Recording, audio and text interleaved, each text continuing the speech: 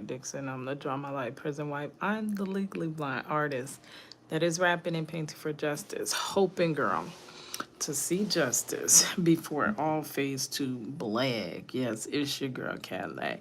Anyways, coming through, girl. I guess it's about almost 1 a.m.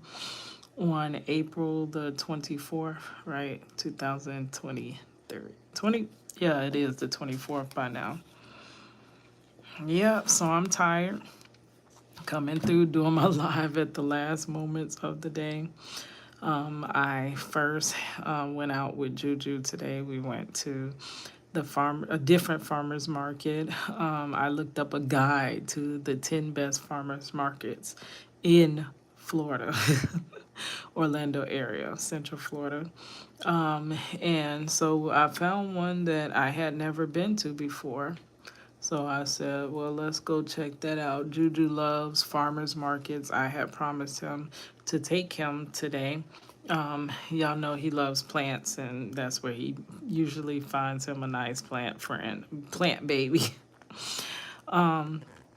So we hung out there. It was a little different. It wasn't like the rest of it wasn't, it was different, but it was decent, I guess. You know, he had fun.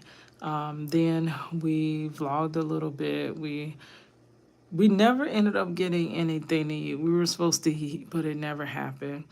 And then we got back home, and that was kind of it. But then I had to babysit the granddaughter because it is Money's finals. This is finals week, and she had to take her final. So that turned in from all evening having my niece and nephew to after that, we kind of went walking till sunset with 3 kids. I had both. I should have took a picture, y'all. I didn't even take a picture. I had both of the babies in one like stroller. I had my niece, and then my niece was holding my granddaughter, and I strapped them together in the stroller. And then my nephew was and me were pushing them around, so we had a little walk, whatever. It wasn't my regular relaxing walk during that golden hour. Oh wait, before that, we went to, remember I told y'all I am reviewing the Valentino Dixon story, the wrongful conviction of Valentino Dixon. Thank God he is free. He is currently free. But I have been from maybe a year or two ago. Y'all know my whole channel was started with the vision of justice in mind. But I had to kind of go outside of that and do other things just because that's not really, it's almost like taking medicine. You know how you got to sugarcoat it or you got to put it in some juice or something like that. It's like I kind of got to hide my justice into whatever other content I'm creating. And when you're doing that, you can kind of get off and go to a whole different topic, which is cool because you don't know what's going to take off on YouTube, right? So that is good for me to explore. But through that, I found that doing my family vlogs was showing people the full range of who I am. I'm not just somebody that's fighting for justice, which I don't understand how that is bad, but that's considered something bad in this, this climate. But I'm a person, I'm a human, mother, auntie, grandmother now, wife, and I don't know, just showing the and artist. Can't forget that artist thing. But my channel has went through so many reincarnations, but I really wanted it to be about justice.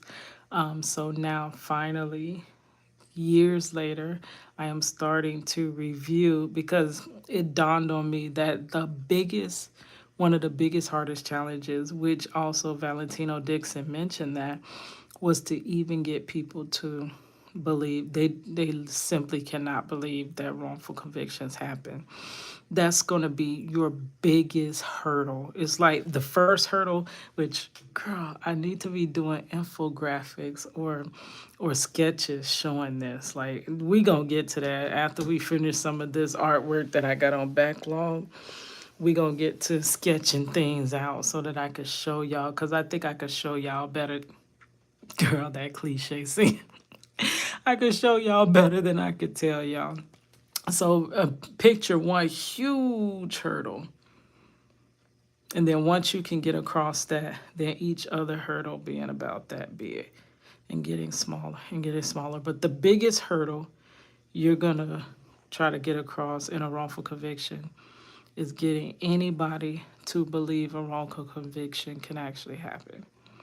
So when I realized, and it took me forever to realize, girl, that people just simply don't even believe a wrongful conviction. They're like, yeah, okay, girl, goodbye. Your manhood wrongfully convicted. How? Like, yeah, really, girl. So I started thinking, I really need to build a case showing people that wrongful convictions happen quite often. And it's not just my husband.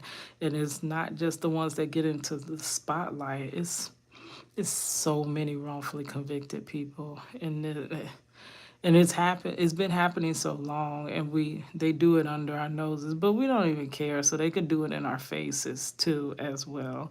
But we won't bat an eye because we just, let them go quickly. So as I started doing Valentino Dixon's story, I said that I wanted to do some Valentino type inspired artwork. Y'all know when I first started, like as a phenomena, a child phenomena, being able to draw masterpieces at only age 11 by 11, I was a master. I'm telling you. And I started out with color pencils. So I was like, oh, that would be fun. But I don't know how this carpal tunnel is going to hold up. Y'all know I ain't been to that chiropractor in a good minute because my pocket's hurting. My pocket's broke, so now my hands and back broke. Like, girl, I really can't afford it right now. But we gonna try it. So I'm gonna do some Valentino inspired golf pictures, golf landscape pictures, because I kind of want to get out of my niche, out of my box of art, which I've always just like painting humans, drawing humans, anything human. But I want to expand beyond that. It's like, yeah, okay, you draw people as they look, but what more do can you do? Do you do? So that's what I want to do. Get into, I'm just going to do that golf inspired art. And then I want to do what I really have in my heart to do is y'all know that I have this thing that I love to walk since 2020. I love walking through the park. I don't know if it's because I'm an artist or just whatever, if everybody is like that. But I love being out in nature. Like sometimes being inside just depresses me.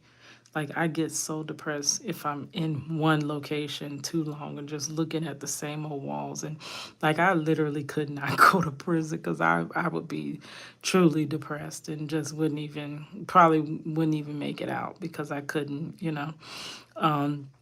I need to get out. And when I get out, I feel centered. I feel stress free. I don't feel anxious. I just taking in and looking at each tree and watching the squirrels run around, and it's so crazy. And then usually I go during that golden hour when the sun is about to set, and then I see like it's like God paints a magnificent painting, a different painting every single day. Every night it looks different. So I started this thing where I would just capture it. I lost a great deal of my sunset photography when I lost my phone a couple of months ago, but I still carried on with it. I was inspired, which I should have did it. I wish I had have did it. Whenever you have this notion to do something, just do it. But I was inspired to start an Instagram page with just my sunset photography. Nothing, no justice behind it, no trying hard to do artwork, no grind, no hustle, no nothing. Just my art. I'm sorry, my sunset photography. And I was like, dang, I could actually start trying to paint some of these things. And so I hope my art does start taking a different style. Maybe it'll be more accepted. Maybe the world would be more open to that. Like Valentino basically, he had his own niche of art, and it was somebody else that was like, hey, like paint this golf course. And then after he painted that, then it was like, when we gonna get some more golf courses? And he's like, excuse me, that's like if I finish this Gracie's Corner and someone say, so when we finna get some more cartoon stuff? And I'm like, huh, that, like, that's not even what I do, you know. But sometimes, you know, you have to be pushed outside your box. You ain't gonna get outside your box. You got to be pushed out. So I want to get into more painting. I'm loving that we're going live. It's not a lot of people here. My channel took a big hit by losing the phone because the daily vlogs have subsided. I have not gotten a new phone yet. Can't afford a new phone yet. Girl, so we are going between my tablet and borrowing my sister and my daughter's phone at random times when they don't need their phone. Like now, my daughter sleeps, so she don't need a phone in her sleep. Girl, like what can you do with your phone in the sleep, girl?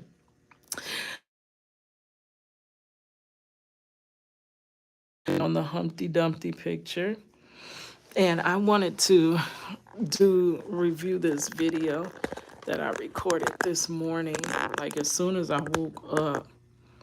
Like y'all know, I watch dang, quite a bit. I actually ain't even really watched her in a minute. Pretty Girl Boss and Shantia Deja. They both receive prophetic words from God. And but Shantia Deja, I don't know, Pretty Girl Boss I think does as well. Says that she has dreams and stuff.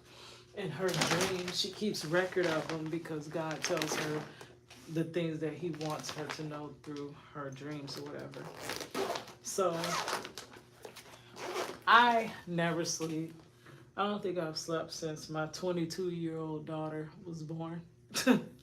Honestly, because like I mean, months later, her father was gone, and I was off on that journey trying to get him home and stuff. Like I've in no way had like a regular normal life, and I'm in that point in my life where I just desire a normal regular life, like everyday life, not a life where you're doing the most, fighting for your basic human rights that people just have and take for granted. Um, so I don't sleep that much that often. So if you don't sleep, how the heck you gonna dream? But I did used to have like little visions or thoughts that would jump in my mind. But like dream wise, I never had a lot of dreams because I don't sleep that often. But if I do have a dream, then I know it's serious because, like I said, I don't dream that often. I don't sleep long enough to get into that REM sleep to actually start dreaming and stuff. So this morning I had a dream and I came to a revelation. Like the dream, I still didn't work out what it meant, but I just want to start keeping record of my dreams. But as I went to describe it, like to really talk about it, to describe it, something occurred to me that would help in Marcello's case, like another aspect. Like I'm the one building the case and the reasonable doubt in his case. So let's listen to that. I didn't release it because it is so fuzzy. It was done on my iPad and the quality is like horrible, but we can listen to it together. I'm not going to release that. That's going to be just for me, girl. Just for me. Y'all remember that? Hair so soft, silky, and free. I need something just for me. So, this morning, we're going to go ahead and listen to these, and I'm going to finish working on these. I'm going to start painting in all the blacks of the hair on the 3 pictures. There's 2 back there that are on my giant clipboard. Um, and then one here that has hair. I'm gonna start doing it in all the black. We are in the home stretch of these portraits. I'm so happy. It's taking me much longer. Money sake, I do too much guns clapping and not enough paint slapping. So here we go.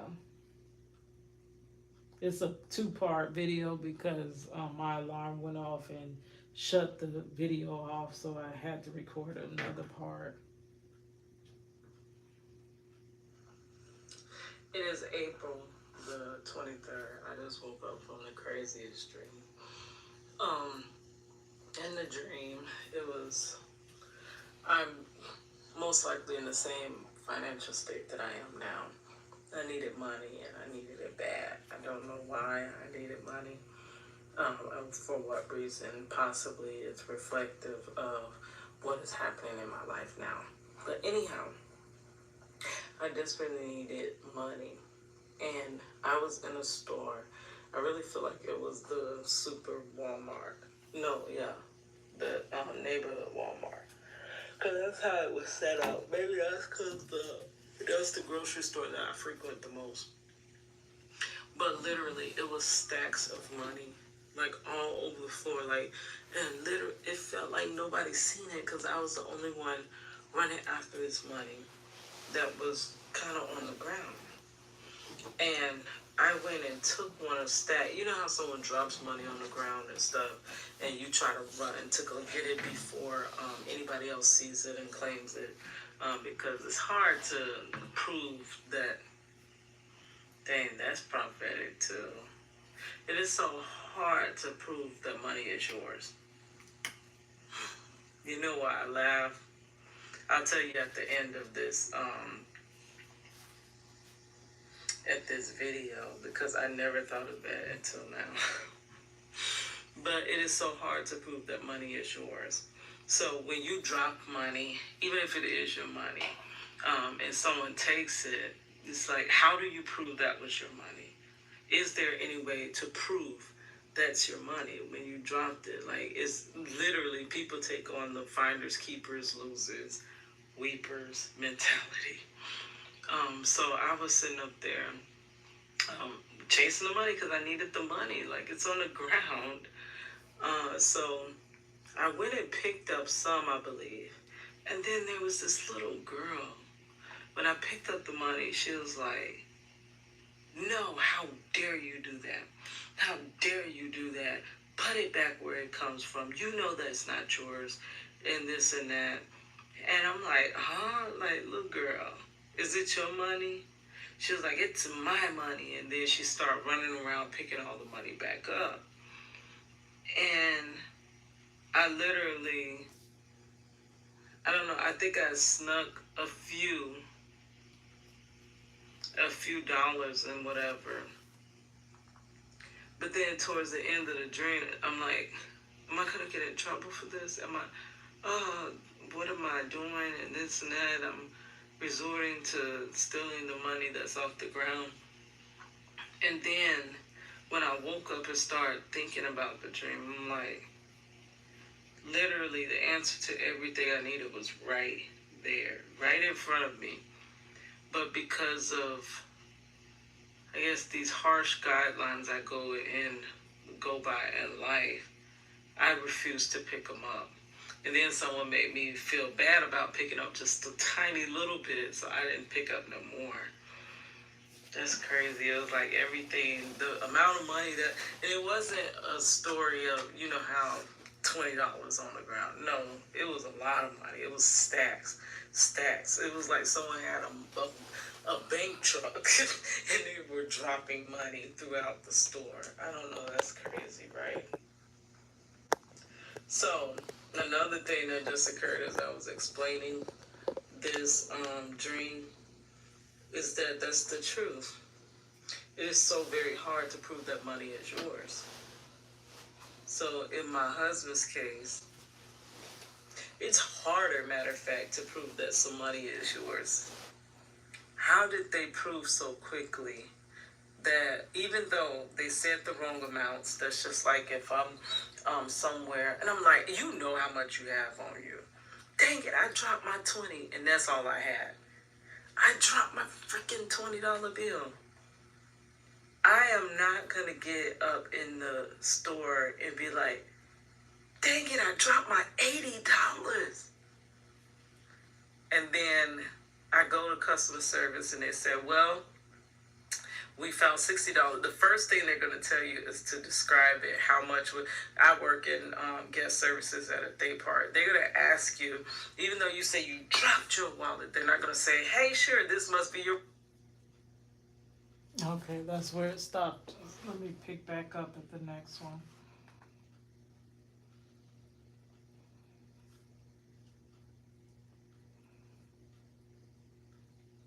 That's just a point that dawned on me as I was just speaking about a dream I had. My alarm cut that video off really quickly. I'm literally just rolling out the bed. That's why I'm looking real crazy. But I don't, you know how the day goes and you forget your dream. And you can't think of it for nothing. You literally can remember your dream for like 2 minutes after you wake up, and then you're like, dang it, what happened?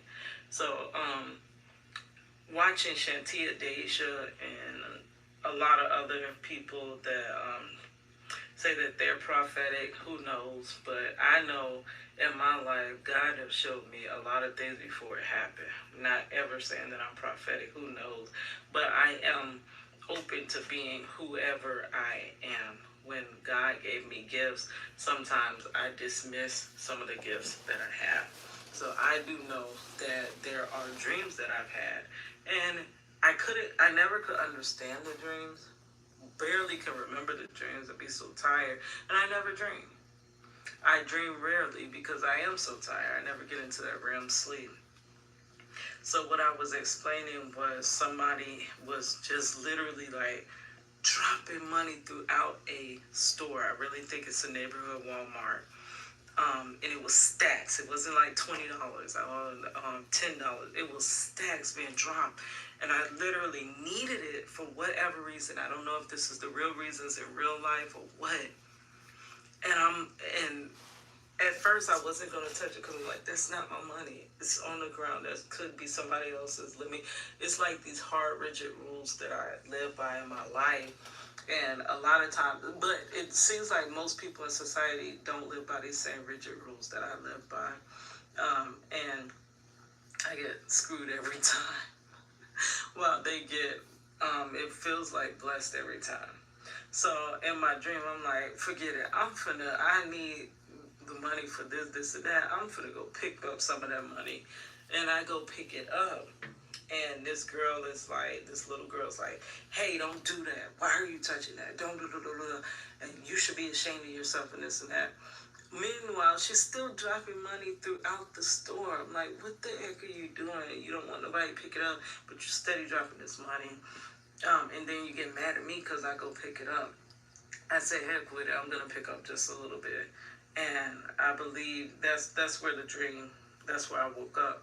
So what I was saying was, with the situation of when you drop money, it is so freaking hard to prove that was your money. That's why people don't even turn it in. Like, if you drop some money by the register, sometimes people will give it right back to you if they see you drop it.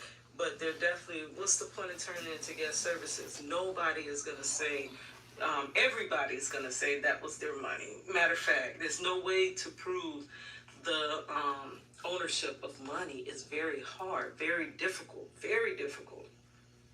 So now I'm thinking in real life, how did they prove the ownership of that money that got Marcello in prison forever and a day? Marcello everything is stacked up. I told you I wanted to get these Jenga blocks so I could show you how the trial is stacked up. But everything in Marcello's case stacks up on an attempted robbery. It was a robbery, but I don't know.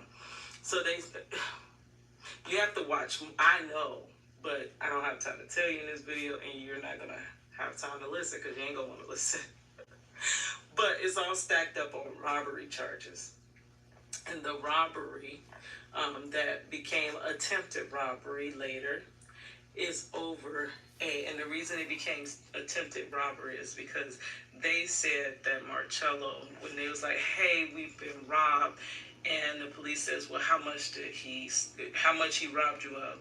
And they say $80. And then the police searches Marcello after they've written a sworn affidavit that they swore that Marcello took $80 from us. And then here's Mr. Marcello arrested, not football fields down the street like they lied and tried to say that he ran away. No, baby, just across the street from the vehicle that the alleged victims were in. And Marcello was only found with $60. And when the police said, hey, he only has 60 on him, he served back their written sworn affidavits that had already been filled out. And they went in and amended those sworn affidavits to say that it was $60 that was stolen from them by Marcello. And they admitted that it was they crossed it out. They put the little initial, when you amend anything, both of them made this mistake. Don't understand how two people with two different brains, two different sensory systems both make the exact same mistake. But they stood up in front of the jury, right? And they said that we were so shaken, we thought Marcello robbed us of 80. But we realized it was 60. And they took the $60 that was in Marcello's pocket and took it into for evidence, and I believe they returned it back to them after inputting it into evidence. Or I don't know, as I'm reading the transcript at the end, they're like, there's the issue of the $60. So I don't think they ever got their $60 back. But they assumed and they pressed all these charges on Marcello and took 21 years of his life because of them saying that money, that $60, in fact, they just proved ownership that quickly. That the $60 was not Marcello's money that he had just worked for and just got paid for maybe 2 days ago. He just had a paycheck that he just literally cashed, and he had $60 left at that moment in his pocket. Not that they never disproved or proved that. They just took the word that the guy said, hey, he had stolen 80 from us. He robbed us of 80, and 60 is clearly close to 80. It's close enough. Let's round up. So this is definitely the money. How do you prove ownership of money if you didn't see it? That's just like that situation where that person drops that money. Once that person drops that money, how can we prove that was their money? How do you prove it? That means the state did not prove their case. The state did. You put this man away, and then you linked a weapon to him that also was never found, never proven, never nothing. You linked that weapon to him without, the state has the burden of proof. Marcello has no burden to prove itself if we want to go by our justice system and say that he is being rightfully convicted and stuff. The state has the burden of proof. Why didn't the state bring forth proof? Why didn't they attempt to bring forth proof? They did nothing. Nothing. No thing. You know what nothing means? N-O, thing. No thing. They did no things. Nothing at all. You didn't prove that money belonged to those two guys. And you didn't disprove it wasn't Marcello's money. You didn't prove it wasn't Marcello's money. So you didn't prove Marcello's wrong and they were right. You just took that money automatically. That's like we dropping the money on the floor, and I know that's my goddamn money, and someone running up and said, that's my money. At that point, nobody gets the money because we need to find out whose money this is. Who just says, yep, it's surely your money. And then let's charge this other person. It's very hard to prove ownership of money. Wow, that's crazy. Like, I literally, and that might not even be what that dream means. That dream probably don't even mean that. But as I was analyzing the dream, that's what I came to the conclusion. Like, it is harder to prove ownership of money than almost any other thing. Like, how could you prove that? Only thing that could have proved it would have been those surveillance cameras that they claimed did not exist. They lied and said it did not exist, but clearly did exist. But I don't know why. If Marcello surely stole your $60 and he's about to do 40 years for it, why would you not bring those surveillance cameras into play? Well, all right, guys, let's get back to. That's crazy. That's a crazy revelation. I'm sorry that I recorded it on my pixelated tablet, but girl, I needed to get that as soon as before I forget. I will forget. All right, guys, it's your girl Cadillac. Oh, wrong place. Button down here. Okay, so I got another video I want to play from. I never released that one because it wasn't the quality that I wanted. Y'all know I'm struggling with these devices, my setup, everything. Um, I'm not, I haven't quite figured this out because I had a routine with, I had a good routine, it seems like, with vlogging and YouTube, the way I was doing YouTube. And then when you lose your device, you're, because not everybody does YouTube the same. YouTube is a personal thing. And it's also, you find the way to do it through growth. You find out what's the best way for you to be a YouTuber. So you find your own way. It's not like one YouTuber can lead the other because it all works for us differently. So when I got into my groove, because y'all know I struggled like from the beginning with YouTube.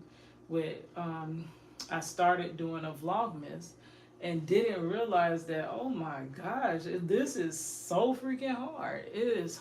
Almost everybody that did Vlogmas didn't even last through the whole Vlogmas. Like, it is very difficult. All my devices were getting full. It was hard to transfer all those files. Then editing daily, like, it's really difficult. And I was trying to figure out how to do it better. So once you hit a problem, you hit like, dang, okay, this is not as easy as I thought. You start learning ways to do it easier and better and more efficient. And over time, I had it pretty good. Then that phone was gone. So it's been a struggle ever since trying to. So I want to play this video if I can find it. Because we just hit, yeah, here it is. We just hit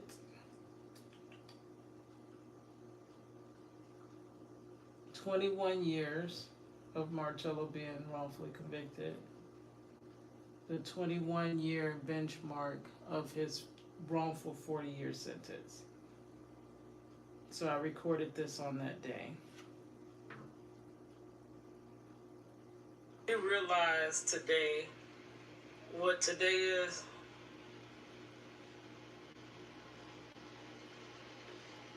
April 10th?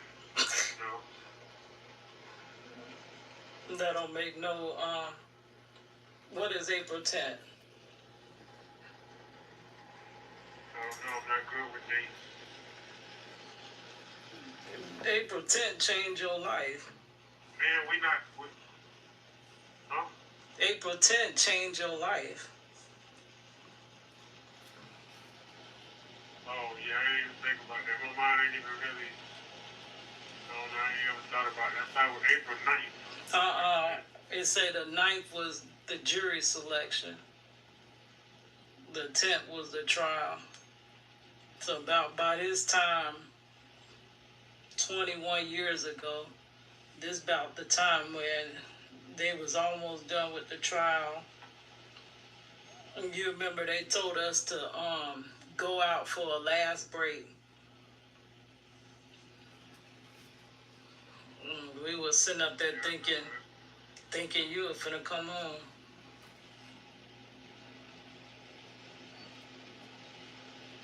I remember. Do you remember when we went to eat?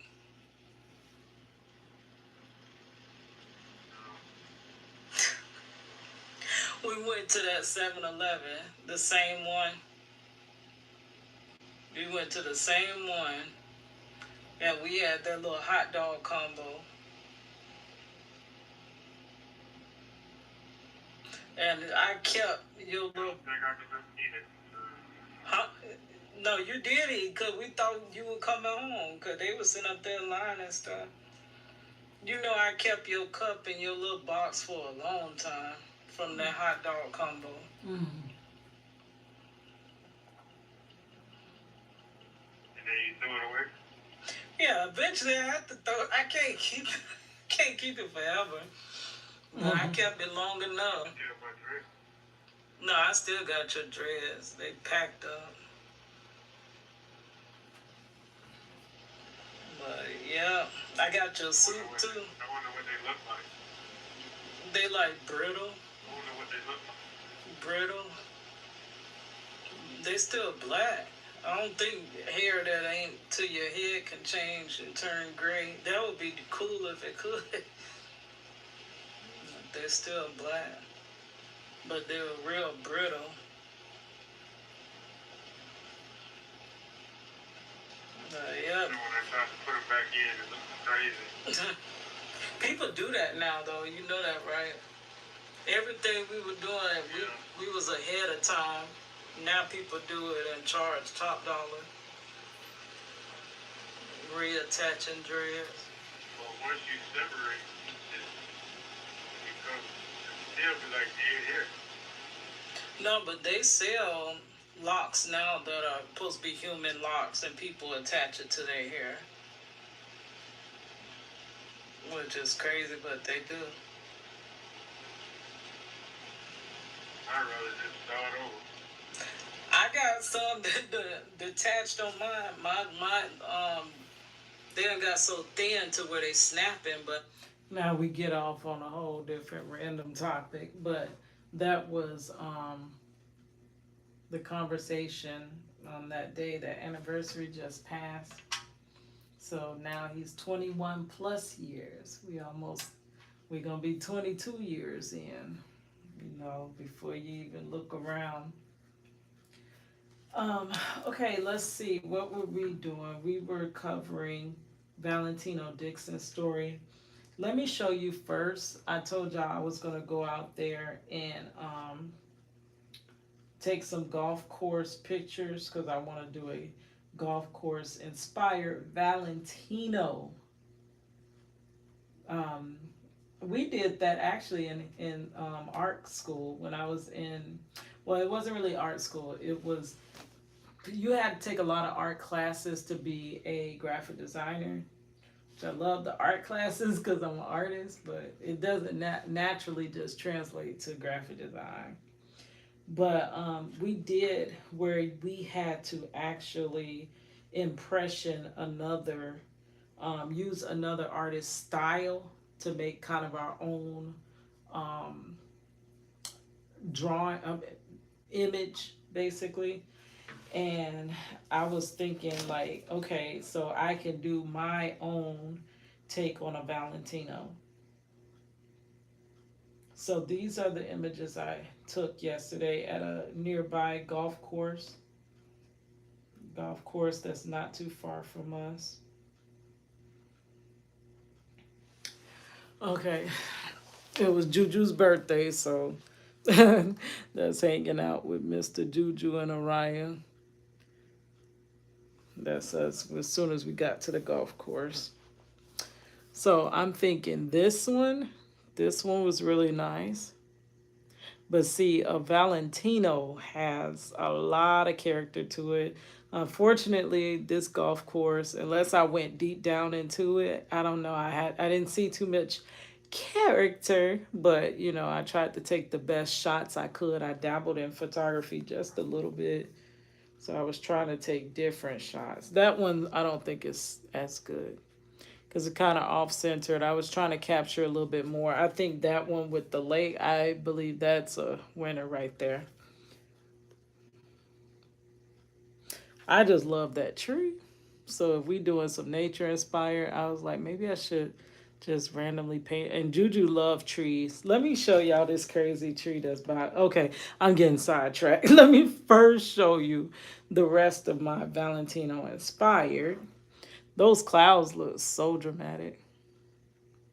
But that's a golf course. But then I'm like, if I do paint this, even if I achieved painting this, that don't look like a golf course from there. This one, that one kind of captured it. Got the tree in it. You got the golf course off in the distance, and then I was like, man, I could even paint in these little people that are out there golfing. So I think this one, I don't know how many we gonna do, girl. I know y'all know I do way too darn much. I'm thinking this might be our winner. Okay, that or either that one. But then this one doesn't scream golf course, but I did love I guess off in the distance you can kind of see the hills, but you don't really see the golf course itself. I don't know. But that lake, that is what really I like that. You see the texture in the rocks and stuff, drawing that movement, like coloring that movement in the lake. Oh, sorry, I'm trying to pan in. That movement in the water there, that is really nice. If I could pull that off, doing this in color pencil, and I haven't done color pencil, I must say possibly, probably since I left middle school. I really like that. But I think our winner that we're going to start out with is going to be this one. This one is beautiful. Cut that little building on because I want it to be more nature. So we're going to crop it down. And I think that's a winner. That's going to be our Valentino inspired. So I'm going to, it's going to be a Cadillac Dixon, the legally blind artist that is creating, rapping, painting, and everything else for justice. Image inspired by Valentino Dixon. So we will be working on that soon, but I gotta finish this up first, girl. Y'all know I am the master of not finishing nothing that I start. So I gotta make myself. At least I went out and got my images. Oh wow, you can see them down there playing golf. We went out there today. But I'm gonna draw them as like little, like just tiny, where you can almost, it just adds a little character to it. Yeah, that's gonna be something different for me. Okay, so let's get back into the Valentino Dixon story. I don't know how much longer we're gonna stay on him. We might move to the next person, the next wrongfully convicted, because I wanted to show y'all this guy, Mr. Wash. He also freed himself through through his artwork. So all the stories I've heard were of, now the one difference, all the stories I heard were of others freeing themselves through art. I've never heard of someone freeing somebody else through art. So, oh dang, let's watch this video. This one before we get to that, girl, which one do we do first? Hmm. Okay. Yes. Okay. Who inspired my change petition? When before I even rewrote my change petition or redid it after my change petition was destroyed, I went and researched change petitions that actually, brought about change. So I want to show y'all the story of the man wrongfully convicted that actually inspired my change petition. Okay, so let's go to that. And they have a story out, a book about the story.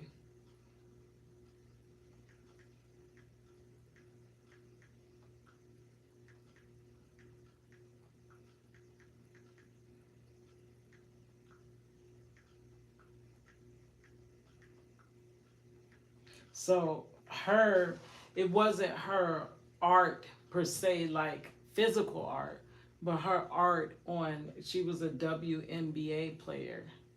So her physical ability, which is an artistry, that's an artistry, um, gained attention that freed someone else. So that's the closest where I say somebody's work, their own work, free someone else. In these instances of Valentino Dixon, and I'm going to show you Mr. Wash, they freed themselves through art.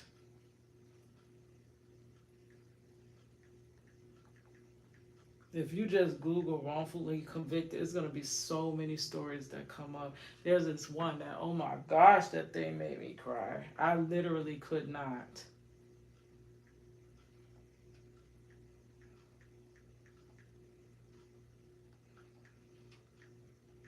And to actually, like, most people watch these stories and they just couldn't imagine. But I literally am connected to someone wrongfully convicted.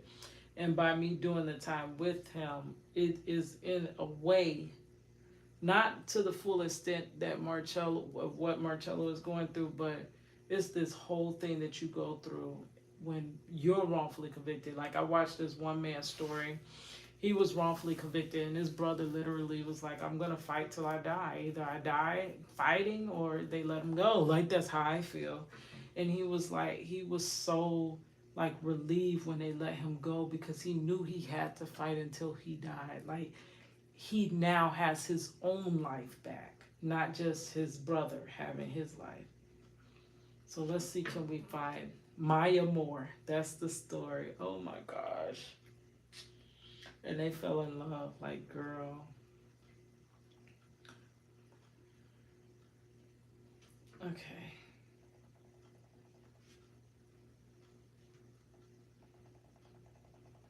Maya Moore.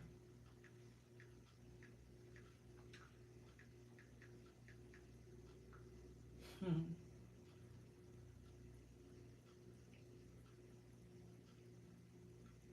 Wow. Story of triumph on two different courts. Well, I'm a good reader. Maybe I can get that book and read it to you guys. I'm an excellent reader. Like, girl, I got rusty. Y'all know getting through that trial, I got rusty. But girl, I used to read real good, and I know how to read like with feeling and stuff.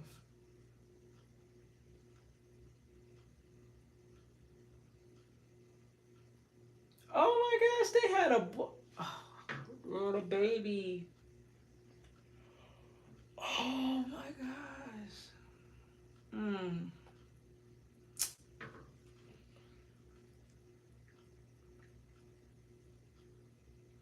man,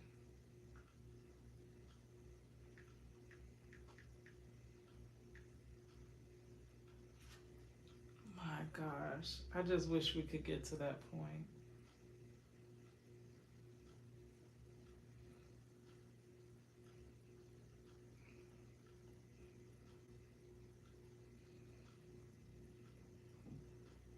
Maya Moore. I'm trying to find a decent one we could watch. I don't see the one from her change petition of him.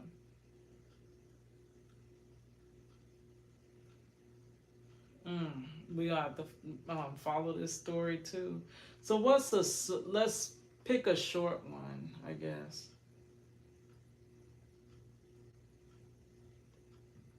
I don't want it to be too long. Okay, Maya Moore's, because this could be a whole different segment, y'all. So I don't want to get too far ahead of myself because I got a lot of content I could be getting. So let's just decently like introduce you to this story. Thing. This. Play. Okay, literally, like, are we on YouTube or what? 70% of the people who try Relief Factor go on to order more and feel the difference with Relief Factor. If you're out and about traveling. Come on. Can I find this Maya Moore courageous fight against injustice? Let me find it on YouTube because it's not letting me minimize the screen.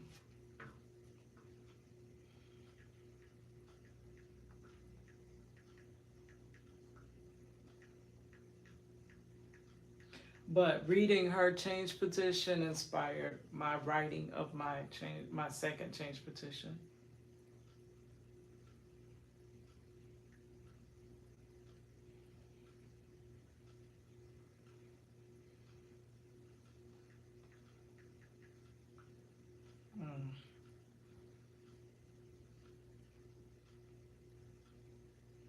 Okay, Maya Moore married Jonathan Irons. Ah,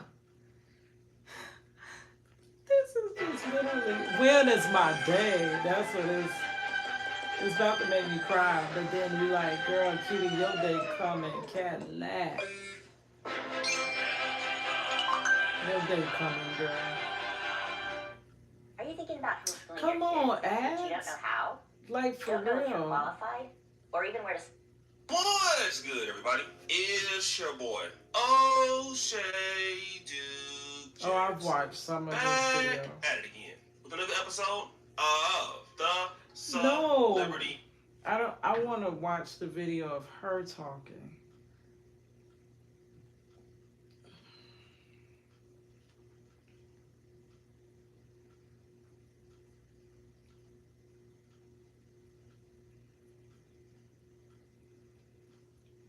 Dang, I wish I could find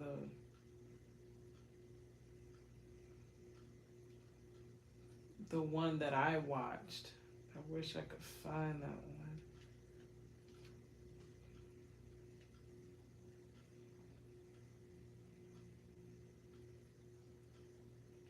Hello, everyone. My name is Maya Moore, and I'm here to ask you to join me in demanding I a think fair this is trial it. for Jonathan Irons, who has been wrongfully incarcerated since 1997. Jonathan was arrested at the age of 16 for the non-fatal shooting of a homeowner during a burglary, even though no DNA, no fingerprint, footprint, or any physical evidence ever linked Jonathan to the crime. Thank you. I've known Jonathan for over a decade, and I'm fighting to make sure that his case gets a fair review and calling attention to the prosecutorial misconduct that I believe resulted in Jonathan being wrongfully sent to prison as a teenager for 50 years. I'm 50 dedicating my years, life wow. to freeing Jonathan the same way I Wait, did hold the on. crime. Was Hello, this everyone. Hello, was everyone. it for murder? My name is Maya Moore, and I'm here to ask you to join me in demanding a fair trial for Jonathan Irons, who has been wrongfully incarcerated since 1997. Jonathan was arrested at the age of 16 for the non-fatal shooting of a homeowner during a burglary, non-fatal. even though no DNA, no fingerprint, footprint, Whoa. or any physical evidence ever linked Jonathan to the crime. I've known Jonathan for over a decade, and I'm fighting to make sure that his case gets a fair review and calling attention to the prosecutorial misconduct that I believe resulted in Jonathan being wrongfully sent to prison as a teenager. And what gives her more credibility than me? literally nothing, but she's a WNBA player, and I'm a theme park worker who wants to be an artist. It's the only credibility that she has over me is her status. And that's a big problem. Like us without status or money, our stories get brushed under the rug. And they're many. They're many. If he had some other woman just come in and step in and fight for her, fight for him, it wouldn't have happened. It's crazy how, I don't know, we really just don't value people's lives unless they are the who's who. For 50 years. 50 I'm years, dedicating my wow. life to freeing Jonathan the same way I dedicated myself. Did you hear her dedicating her life? Girl, I have dedicated my life, 21 plus years of my life. No, it's plus. Because Marcello has done 21 years of prison time. But it's over 22 years since it happened, because it happened in 2001. And literally from that point, going to meet up with his lawyer, going to pre-trials, going to meet up with he was on house arrest, meet up with him, and all the wear and tear it did on our family. Like literally from 2001, only 2 months after having our daughter. It is like I literally went from the best time of my life to boom, it is now the worst time of your life. Have you ever had those two instances so close together? Like you don't even get to enjoy the best time of your life because you're bombarded with the worst time of your life. Each game in the WNBA. And it's why I need your help today. Will you stand with me and demand that new evidence be considered? I urge you to join me in asking Judge Daniel And Green he got out and too. Missouri Assistant Attorney General Patrick Logan and the Office of the District Attorney of St. Charles County to take into account the undeniable facts of Jonathan's case and finally provide him justice. And you do need an army behind you. When you're making those demands for them to, they're supposed to by law admit this stuff. But they just won't. You literally have to have an army behind you demanding that they do it. And if you don't, they not gonna do it. It's just like when Sheree said, "Who gonna check me, boo?" Like, who gonna check them? Who gonna check them? Check them. Would you play? 10,000 people may be wrongfully convicted of serious crimes each year. 10,000. God, please sign and share my That's a petition lot. at change.org. And we don't care. /justice for Jonathan. Together, 10,000. we can win with justice. That's a lot of folks. And what's so crazy is Maya Moore has been. you could be one of them 10,000s. Your son, your cousin, your father. Anybody could be one of those 10,000s. Wow, she said about 10,000 people a year. And if you accumulate, so that means that's 20,000 2 years, 30,000 3 years. God, dog, that's a lot of wrongful convictions. I believe it too, because it's the practices that they use. It's the way that they play the game, because court and trials and all that is a game, and they pretty much play by the same rules, the same shortcuts, the same underhandedness. When you listen, most time when you listen, when I started researching, and because before we were all boxed off, I was a prison wife, I didn't know nobody else in this situation, like, girl, goodbye. So I literally thought this was just a freak accident, so this only happened to Marcello. I literally did not know that no Keita, no Calais, many people sit in these shoes. And it wasn't until you start talking to people and hearing the same types of stories and the same type of misconduct and the same type of covering of evidence and the same type of willing and dealing and the same type of yada yada yada happening in that case. And it's like you could literally, I've gotten to the point where I could read somebody's change petition and I promise you it sounds like my change petition. The same exact things happen that happened in Marcello's case. So it's like, y'all, this is a kind of the way they do things type thing. And it's like, it's not at all by the way that the justice system is actually set out to be. They're not planted in that. I think that's to keep the illusion covered that, you know, we're doing this to cover, you know, to come to the conclusion of justice, but it's an undercover reason and how they're conducting these trials and stuff. But let's play a little bit of this. I don't know if we're gonna get back to Valentino at the moment. Should I play? No. Kita, stay on track. So we are covering Valentino Dixon's story, but that story inspired me with writing my change petition, rewriting my change petition for Marcello. So let's get back to Valentino Dixon's story. This is gonna be fun, uncovering all these stories and bringing them to you guys who don't believe it can happen. This is literally gonna be fun. Okay, so it's like y'all can't stay asleep forever. Y'all stay asleep long enough, but you can't sleep forever.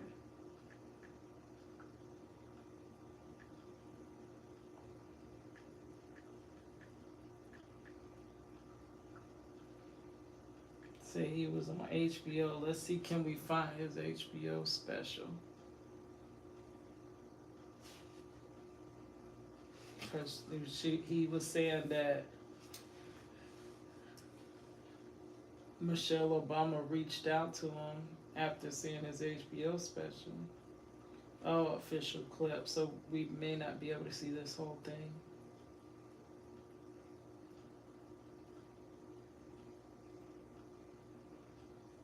Okay, let's watch the clip.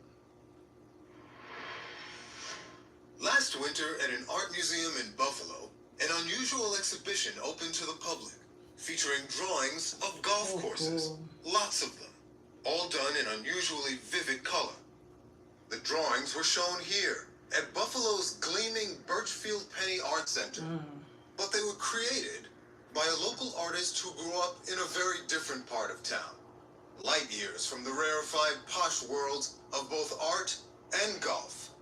Can I assume that you didn't do a lot of golfing growing up? Golfing, really? Football, basketball, no golf, not even a mention of the word golf. No golf course in sight? Show me an inner city where there's a golf course. That remind me of Venus and Serena Williams, how they were introduced to tennis, and it kind of wasn't their world, you know, but then later they just took it by storm. Where are my Gracie Corner pictures?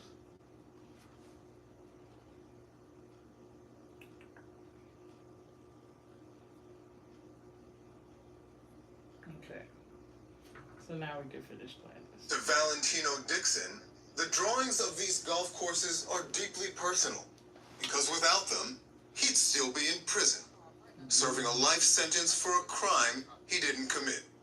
Take me back to the moment when the verdict was read. Guilty of all charges. At that stage, I said, you know what? This is not real anyway. I'm on the episode of The Twilight Zone. Yeah.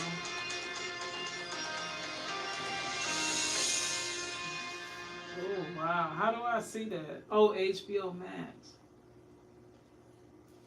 But that's what he said. This ain't real. It's not real because they're not really following what they're supposed to follow. They just doing whatever the jail they feel like doing.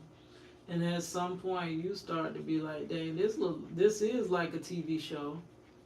And I especially noticed that when I seen Marcello's acting public defender, like up there, like at odds and at the prosecutor's head.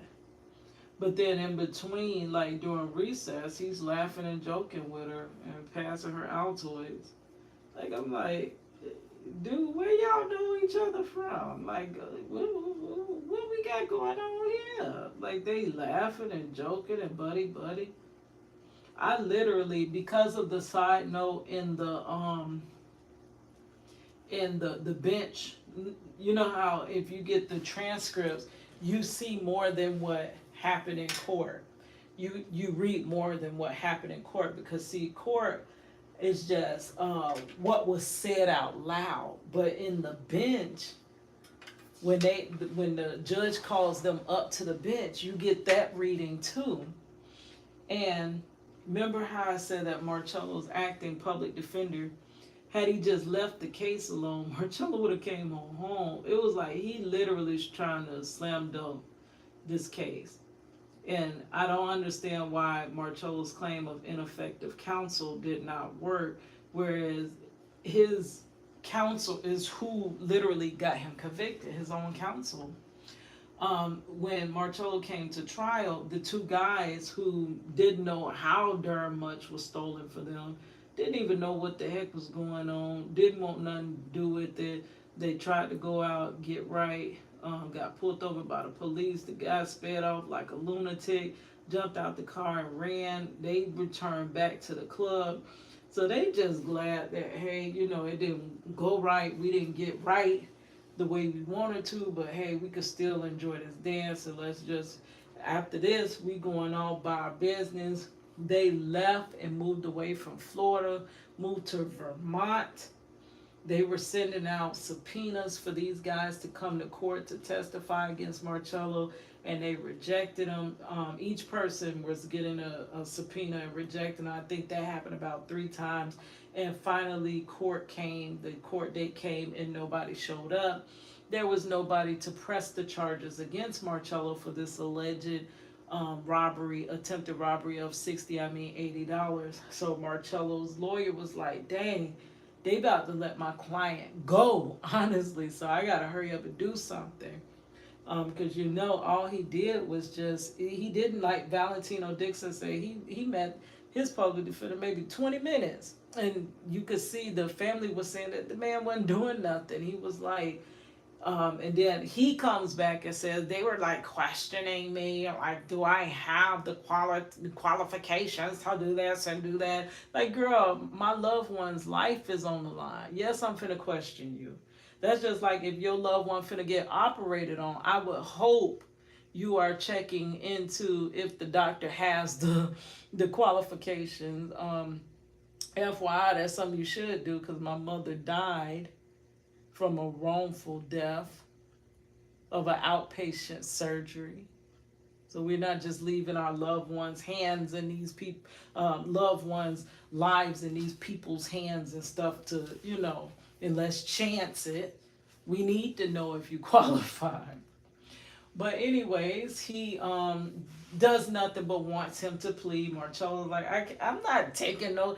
Who gonna take that much time? I had somebody ask that, because we were going back and forth about, I was just reading the comments of people going back and forth about the Tory Lanez situation and how it just doesn't make sense to people, the Meg Thee Stallion and Tory Lanez.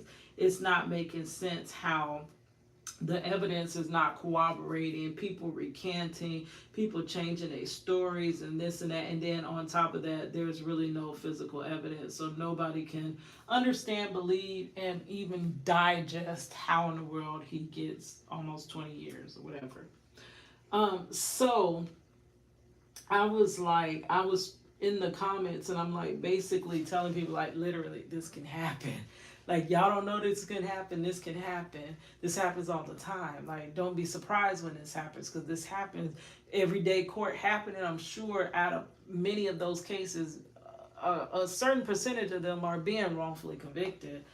And people were like, they could not believe that this literally can happen, right? Oh, I lost my thought. What was that? Oh, I hate when I do that.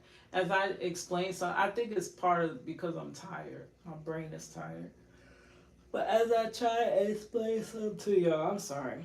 As I try to explain something to y'all, I get so deep into explaining that I forget what I'm saying. And that rhymed. Girl, what was I talking about, girl? What was I talking about? It had a point, girl. And then I go back on my replay and then I know exactly what I was trying to tell you.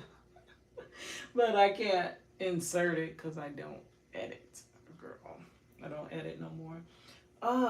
What was it? Okay, so we're gonna have to skip it and get back to whatever. Cause I went off on topic. Maybe I need to start doing some side notes. Have me a little notepad. Cause your girl lose her train of thought. Or maybe they be throwing me off the train of thought. They be throwing me overboard off the train of thought. Girl, like throw mama from the train. They be throwing Cadillac from the train. But my thoughts. But I sure had a purpose. But I'm gonna go back and when I rewatch this live, I'm gonna type in what I was trying to say right there. But yeah, I don't know. People just literally do not believe these wrongful convictions. I know I was talking about that public defender though. I know I was talking about how he insured Marcello's wrongful conviction. Because they did not come to court and he drugged them to court. When they sent out all those subpoenas, Marcello's public defender comes to court on that day and they're literally supposed to let Marcello go because there's nobody pressing charges against Mr. Marcello Jackson. So Marcello's public defender calls for a continuance. He motions for continuance and then he asks the judge for reimbursement. He motions for the continuance and then he uses his own money to go out of town to Vermont, where the two guys had moved off to, goes out of town and then subpoenas them in person, comes to their door, hands them the subpoena. And now, because it is not arriving through the mail, it is arriving through the hand of a lawyer and who knows what else in hand, but it arrives at their door and now they're unable to even, ignore it anymore. So they come to court at that point. They are expedited to come back to Florida, and then the public defender turns in his receipts for his travel, his food, his lodging, and asks for reimbursement. And he files it under preparing for case. What preparing for case you doing when they literally were finna let Marcello go? What case you needed to prepare at that moment? The case against him? Because there was no case to prepare if they're letting him go. So that's when he gets them there. They come, they testify, they conflict all over the place.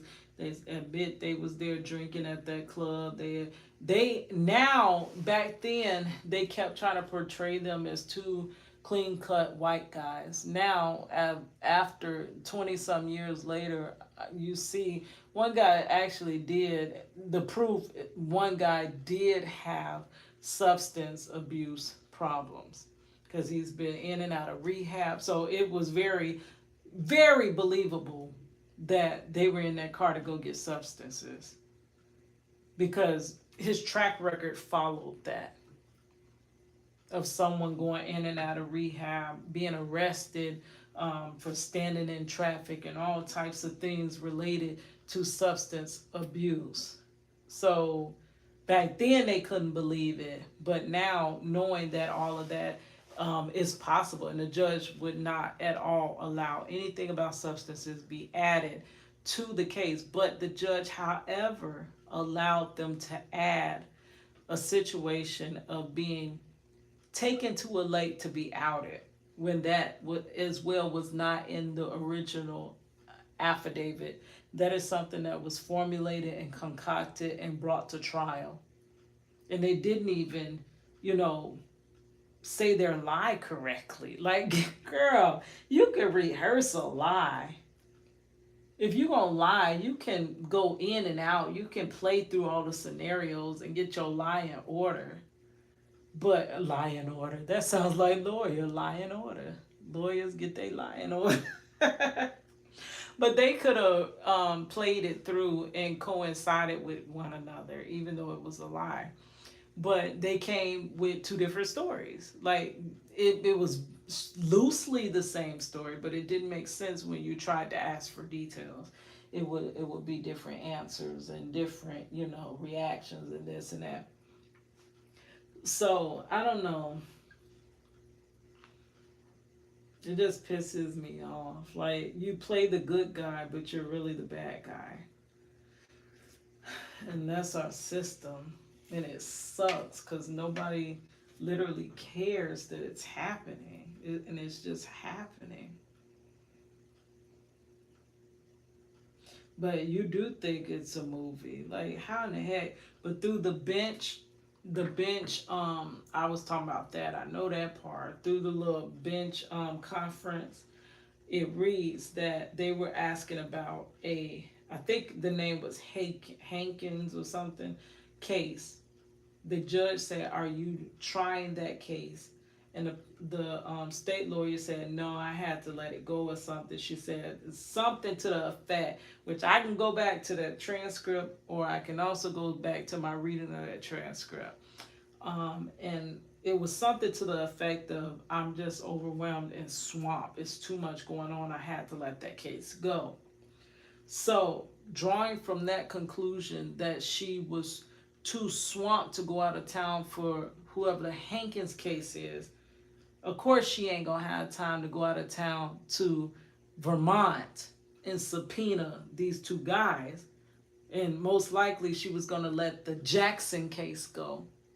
But Marcello's standing public defender said, "Okay, I'll now this is me, this is what I'm gathering from all the different clues, and this is my what do you call that? The word hypothesis, but that's not quite right in this situation. It is a hypothesis, but it's a my scenario I come up with, but there's an actual word for that when you come up with different case scenarios. But my case scenario that I'm drawing, that I think is most likely what happened, I don't know 100% for sure, but by her saying that, it paints the picture in my mind that she was overwhelmed. It was too many cases. She didn't have time to do this and that. And Marcello's own public defender said, "Okay, I'll go out of town. How about I go out of town and get these guys to court, subpoena them in person," because they had already basically like ignored all these subpoenas. And I think he did that basically as a favor to her. You could look at their interaction. They had to have had some interaction before cases. And you're on different sides. Like, they literally could not act the part. They couldn't act the part of being against one another because you're on opposite teams. That's just like if you're watching your favorite basketball players and stuff. Like, when they're playing a big game, do they go like in like halftime and go sit with the other team and just chop it up? If they did do that, how would that look? Maybe they do that. I don't know. I ain't watched basketball and stuff since the time of Shaq and Penny Hardaway. So maybe they do that now. But if you've seen that, like in between half times or whatever they do in, I'm thinking of football, but in between, and even in football, do they do that? were the teams, and we would always do what is it, the Rattlers. But Bethune do Bethune go sit over there with the Rattlers like in the middle? Do they kind of commune with each other, and then they jump on the opposite side of the football field? Do they do that? And if they did do that, how would you see that? Would you observe that as being just normal, or would you observe that as being suspect? The heck y'all got so much to laugh and talk about? You're the state lawyer, and you're Marcello's defense lawyer. Like, for real? Like, where they do that? Girl. They literally just took little poor Marcello and just threw him away. 19-year-old boy turned 20. Just became new father, and just threw his behind away like he wasn't nothing. He was not nothing. And they know they could do it, because they know ain't nobody finna put up no fuss. They probably didn't even expect me to put up no fuss, because the most expected thing is, whatever woman he's with gonna leave him.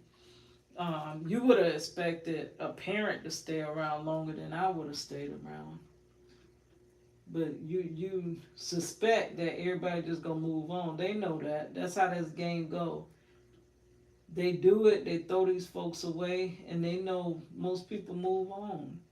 Nobody gonna sit there and fight this a losing battle. This is not no easy battle to win. So Mr. Valentino Dixon, who won this battle, and Miss Maya Moore that won the battle for Jonathan Irons. What's his name? Jonathan Irons. Girl, if I'm messing his name up, I ain't trying to do that. I'm not trying to be disrespectful. But if they won that game, that's not an easy game to win, girl. That is not easy to win. Because even though they claim you're innocent until proven guilty, they literally play it the other way. They tell us that so that we could feel secure. But it's not really that way. Yeah.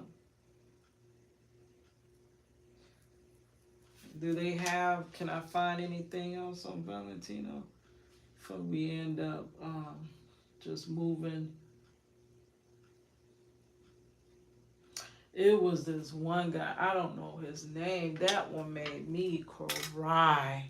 Let's see, can I find him? How could I find his? Let's Google wrongful conviction. How could I find his story? I literally do not remember his name.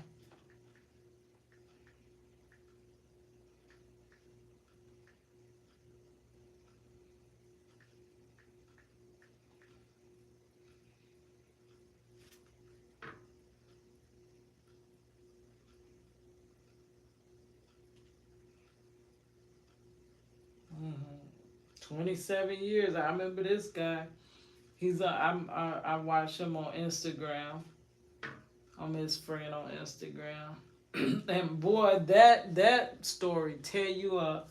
The way he cried when they freed him. Whoo, girl. But that's not who I was looking for. But this will tear you up too. At about 4 a.m. on the 13th of August, 1991, Maureen Bunn awoke from a deep sleep to the sound of gunshots coming from the backyard of her housing complex near Kingsborough. She went check on her children and they were sound asleep. Two Rikers Island corrections officers, Robert Crossan and Rolando Neischer, were shot that night as they were sitting in a car outside of the Kingsborough housing project in Brooklyn, New York. Neischer died from 5 gunshot injuries. Crossan, who was shot in the hand, described the robbers as 2 light-skinned black men in their 20s. The next morning, when Maureen was making pancakes, Detective Louis Scarcella and his partners burst in and busted her son, John Bunn. The interrogation was led by Louis Scarcella, and he threatened Bunn, telling him that he was never coming home if he wouldn't tell Scarcella what he wanted to know. John said.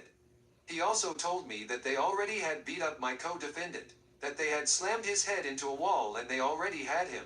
The co-defendant Roshan Hargrave and John Bunn were never more than acquaintances. He only knew Hargrave from the block, but were now suspected of the same crime that they both knew nothing about. Bunn was darker skinned and a short, slight-framed teenager at the time. Even though Crossan had described the carjackers as being light-skinned men in their 20s, he picked Bunn from the police lineup. Detective Louis Scarcella told Bunn it was his lucky day that he got picked, and since then he spent 27 years trying to prove his innocence. On August 17th, Bunn was officially charged. Dang, 27 years again. Valentino did 27. So does that mean that Marcello might be coming home in another 5 years? God, dog, that's a long time before they make it right. For robbery and murder. He was sent to the Spofford Detention Center in the Bronx, which was closed in 2011 due to its notoriously poor conditions for detained youth. He waited 16 months for his trial that he believed would set him free. On the day of the trial, just 4 people took the stand. That's why you gotta be real. Most people that believe in justice, most of y'all watching that believe in justice, I no longer believe in it, because it's like when you find out Santa Claus ain't real. I don't believe in it no more. But I mean, to whoever still believe in Santa Claus, you know, that's fine. But I would think long and hard before putting your life on the line, because you do be thinking that a trial is gonna come to a verdict of justice, and I like to think trials are more like stage plays. And the only reason that they're really doing these stage plays is because they have to keep up the illusion that, you know, if we didn't play out these plays, then people would catch on that there really is no justice. So we got to at least give you the illusion of, you know, justice. So they go through a trial, but the trial don't be no fair trial, though. The first police officer to arrive at the scene, the medical examiner, a 77th precinct detective, and Crossan, the sole primary witness. Bunn and Hargrave were convicted by a jury after a trial that lasted just 1 day, despite having no physical evidence that linked them to the shoot. Dang, I just told y'all this. Same, like I just told y'all, when I read other people's change petitions or even read they court case, all of that, it sounds just like freaking Marcello. You literally could take the trials and switch the names, and it would be probably the same transcript. That's the same thing. There's no freaking physical evidence, and that's a bad thing, that they don't need to have evidence to convict. I thought, you know, with OJ, they had to let him go because they ain't have the little glove, right? The glove don't fit, you must acquit. Like, what happened to having to have evidence before you can take somebody's whole life? They literally are doing it without evidence. That's why I didn't understand how in the Tory Lanez case, they're like, oh, he gets an appeal. And they going back and forth in the comments. And, oh, he could appeal that. It's not over. Y'all don't know y'all rights and this. Not everybody gets a freaking appeal. And not everybody, like, we know the rules of the game, but the game ain't being played in the manner it's supposed to be played. These some other rules, other sets of rules. Maybe this the rules that don't come in the box with the game. Outside the housing project. The truth didn't prevail. Bunn didn't have any chance to prove he was innocent. Bunn was first sentenced to 20 years to life and was later reduced to 9 years to life as he was a minor. Bunn had a mild heart attack and fainted when hearing the sentence was passed upon him for a crime that he didn't commit. When Bunn was 17, he was transferred to an adult prison. He described the bus ride to the adult prison as one of the scariest feelings he had ever experienced. His emotions gradually transformed from fear to anger, which escalated throughout his sentence and became harder to control. He started throwing himself into violent situations, but over time Bunn didn't let the anger consume him. He began taking part in anger management classes. He did so well in them that he eventually became a qualified counselor himself, and he helped his fellow inmates who struggled with anger. In 2016, Bunn heroically stopped the attempted assault and rape of a prison counselor. To honor his efforts, the parole board released him that year. Bunn struggled when he was out on parole as he was disconnected from the world for so long. He couldn't find a job with his criminal record as a convicted murderer. He was suffering from PTSD and depression, and was sent back to prison for another year in 2018 after he failed to report for a parole meeting. He was released in 2019, and in 2010, the Exoneration Initiative began looking into Bunn and Hargrave's convictions. The Exoneration Initiative is a pioneering not-for-profit organization that provides free legal assistance to wrongfully convicted people in New York. Oh, in New York. Yeah, I be looking for organizations. It is so hard to find anybody to look into Marcello's case. And I really doubt they would until I can get this YouTube going or get some type of, like the guy over the ACLU. He was like, yeah, it looked like he got a raw deal. But, you know, all of his legal options are exhausted. And he was like, really, to tell you, the only shot that he has is if you can get his story big through the media. And I literally been trying ever since, and trying and failing ever since, but I've been trying. That's what I've been trying to do all this time. It's just, it's hard as jail to break a wrongful conviction story. But hopefully now you're starting to believe that it can happen, right? That's just like, I ain't even gonna give that analogy, but yeah. But at least now you're starting to believe it is possible. Now the only doubt you might have is Marcello really wrongfully convicted? But I think, like I said, the biggest hurdle, the biggest one, is first getting people to realize that wrongful convictions happen. Once you jump and get past that hurdle, the rest is a little bit downhill from there. Around the same time, many of Detective Louis Scarcelli's cases were flagged for review. His convictions were being analyzed for misleading testimony, forced confessions, and tainted evidence. Yeah, good. All of these people out here that did that need to be reviewed. 14 of his homicide convictions had already been overturned. In 2014, when Hargrave had not been granted parole and remained behind bars, Judge Simpson overturned Hargrave's convictions and ordered a new trial. In November 2016, Justice Simpson vacated Bunn's convictions and ordered a new trial. In May 2018, after 27 years of wrongful conviction, the district attorney's office announced they would not retry Roshan Hargrave or John Bunn. They became the 12th and 13th men to be exonerated of convictions related to investigations by Detective Louis Scarcella. After 17 years in prison. And the people over Marcello case, I really would like to know, did they try any other cases? Most likely they did, but it's just, you would find that through research. Did they try any other cases that, you know, led to wrongful convictions as well? See, this is a practice. These are practices that they do. They do the same things over and over. It's like a magician.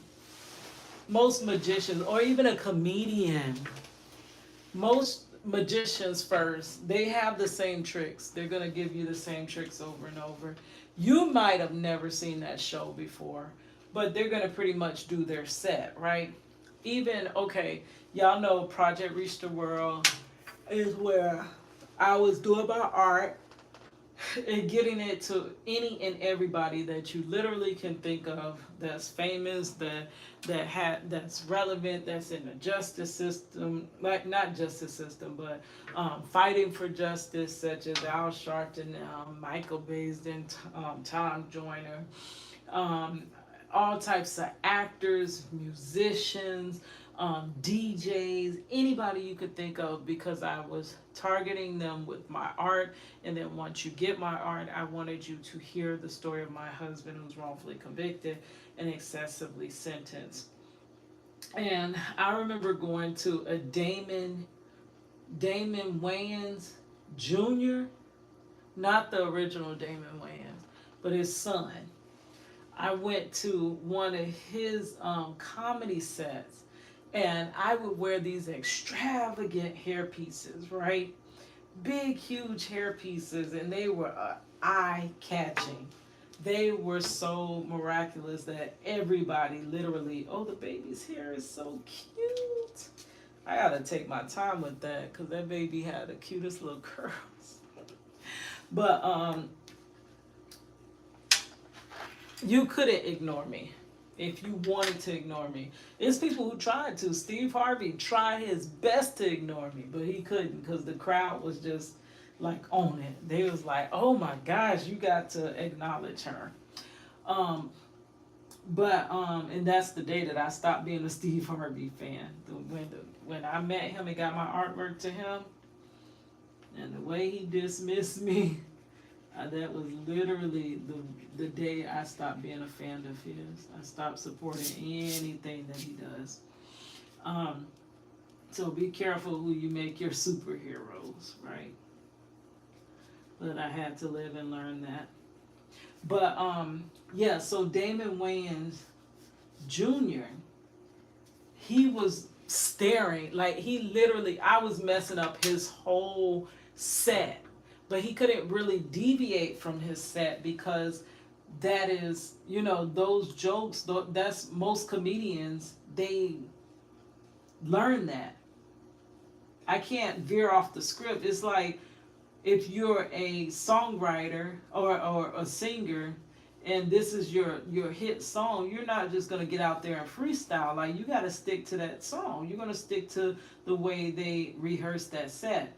Well, comedians I've seen a couple of comedians, and they do that. They literally are not just there ripping jokes off the top of their head. So because he was on, and then what really solidified that was because I watched a YouTube video of him, and it was the exact same show that I went to see in person. And it was like he wanted to say something, but he could not, because he could not veer off a topic. And it's because this is the jokes were not new jokes. This is basically a stage performance, or like I said, stage play. Is something that's already been rehearsed. This is what we do. This is how we do it. This is how we do it. Yes. And they pretty much pull the same jokes, and it's like the audience or the juries, they laugh at the same jokes. They fall for the same jokes. If you're the musician, you're falling for the same tricks.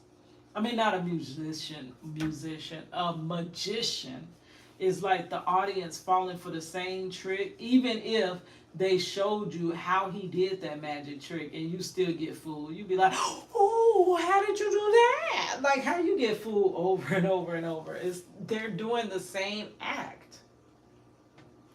So most likely it's going to turn up the same results, wrongful convictions, right?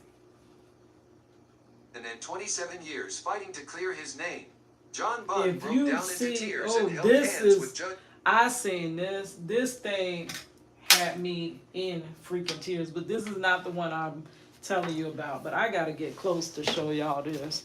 When this man got his life back,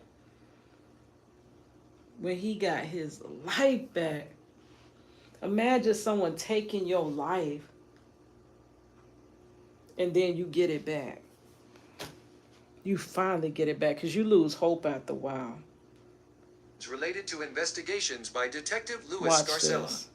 After 17 years in prison and 27 years fighting to clear his name, John Bunn broke down into tears and held hands with Judge Shondia Simpson when he was finally exonerated in 2018. Y'all convicted and had a wrong man in prison, and now y'all still have somebody that's on the loose that's right now that killed someone. That part. Out there running free, and I didn't deserve any of that stuff that y'all did. Prior to his time in prison, Bunn barely knew how to read or write anything, but with the determination to communicate through through letters with his mother instead. That is the part.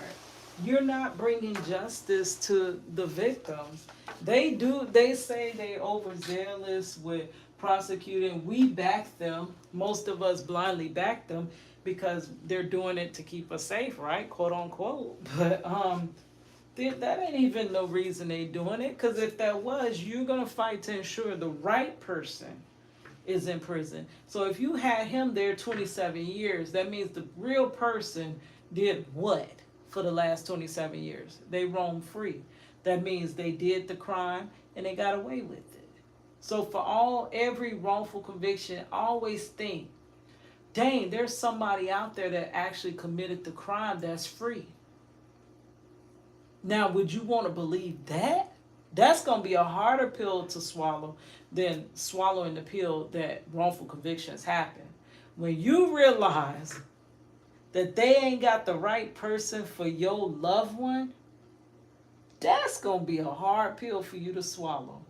And that's going to burn even more than, oh, ain't no way wrongful convictions happen. Of having her spend all her money on long bus rides upstate to visit him, he started learning. By age 17, he had received his GED and could read and write fluently. Despite being locked up in prison, the power of reading washed away all his anger and freed his mind. In a letter to his mother, Bun wrote, "They can lock my body, but they can't trap my mind." Meeting other young men struggling with illiteracy during his time in prison was the driving point that led him to found his literacy program after being exonerated. "I don't know how I made it this far, but I believe I am here for a purpose," Bun said. He founded a nonprofit organization called A Voice for the Unheard.org. He aims to educate incarcerated youth and provide access to books to promote literacy. His organization runs book drives to refurbish prison libraries, including his old housing, Rikers Island. He also provides under-resourced communities with educational literature. Bun also works at juvenile prisons twice a week. He runs group sessions with incarcerated teenagers and started a book club for them as well.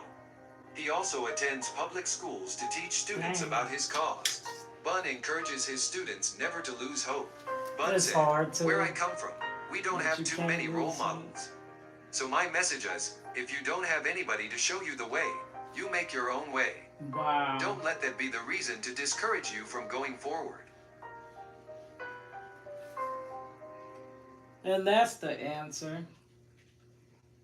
The schools. Getting to the kids before they go down this prison, school to prison pipeline. Kids are influenceable. So if you can influence them to do wrong, you can influence them to do right too. Who influenced me to do right? Because I sure never got in trouble. Never been in trouble with the law. But who influenced me? Which does not mean I'm above it, because wrongful convictions do happen. Situations happen. So I'm not putting myself above it, but I've never been in trouble with the law. But who encouraged that? Who are the role models that made it to where that didn't happen to me? Right? That's where it starts. Prevention is always better than detention.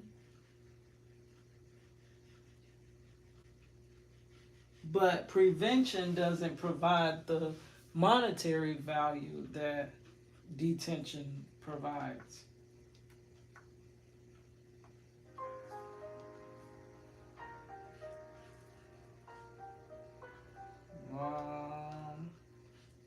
Let me see, can I find this other guy? 'Cause I'm gonna have to go to sleep soon, girl.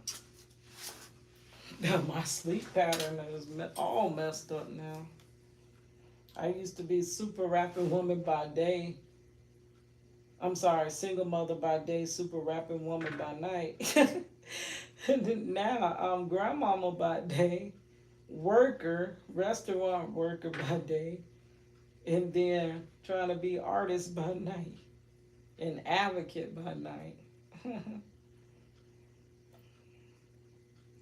Okay, let's see this guy. That one, his face Wrongfully convicted woman exonerated 35 years. Oh, this other guy too, Mike Africa. His mother and father sentenced wrongfully to 40 years. Not just his mother, not just his father, both parents. He was born in a prison. Now that story, girl. But let's see, but the face that man made, John Bunn, when he was exonerated, oh my gosh. And I'm just scrolling, wrongful conviction. Oh my gosh. Jimmy Dennis, all these names. Megan Kelly today, wrongfully jailed. Oh gosh, top 10 reasons. Oh, reactions of innocent prisoners set free. Dang, you took everything. 5 reactions of innocent convicts set free. They literally take your life and nobody cares. It's like, oh my God. After serving 68 years in Pennsylvania prison.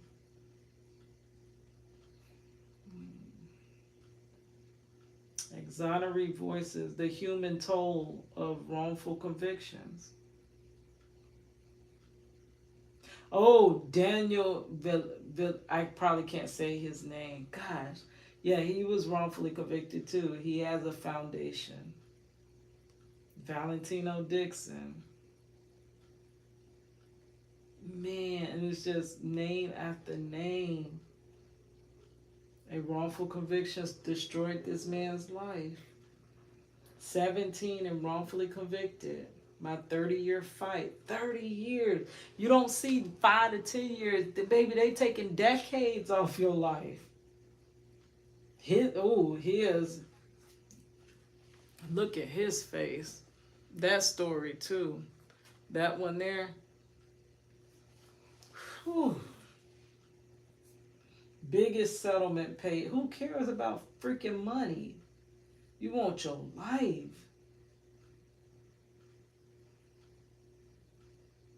Okay, how could it? There's too many wrongfully convicted. So and that's why I don't nobody care about Marcello Jackson, because there's way too many already there. So Marcello Jackson is just a drop in the bucket. Okay, so let's see. Wrongfully. How can I find this man? Because I don't remember his name.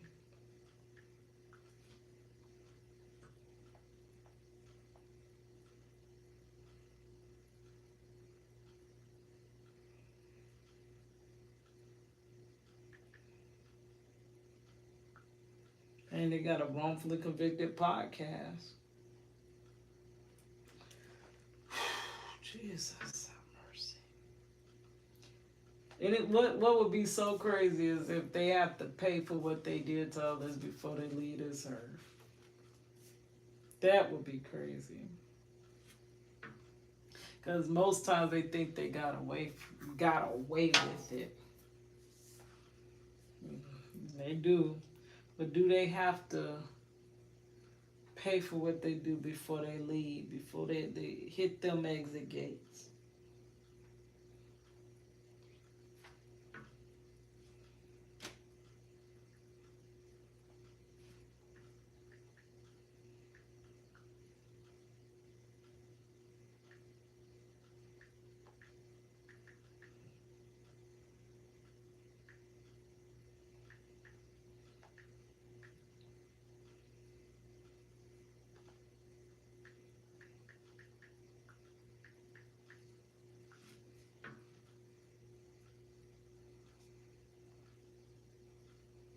Man freed after spending 18 years. Now that's reasonable. Dang, I wish it was only 18 years for Marcello.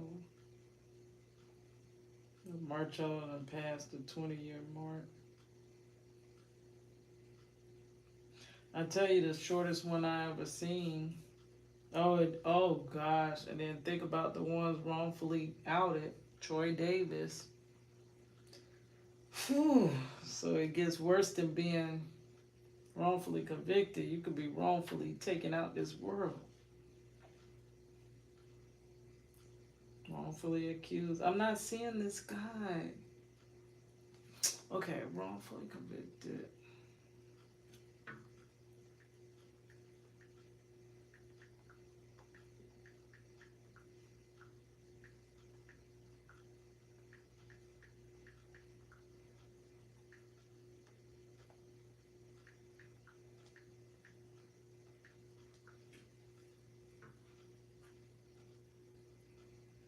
Ronnie Long says 750,000 is not enough after spending over 40 years in prison for a crime he did not commit. Wow. And they think because you throw, oh, I found it. They think because they throw some money at you, it's okay. There are some things worth more than money. That's what they don't get. Your life is worth more than money. Money does not fix every situation. Kevin Strickland.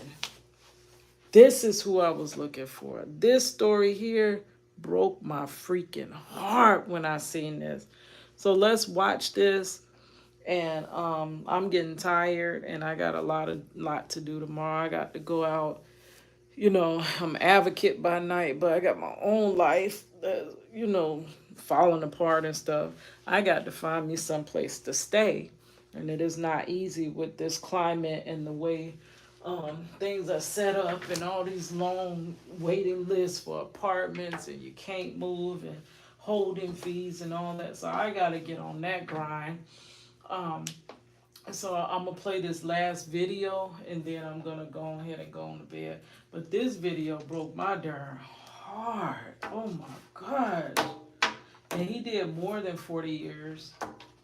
I'm you know, upset that Marcello might have to do this 40 years.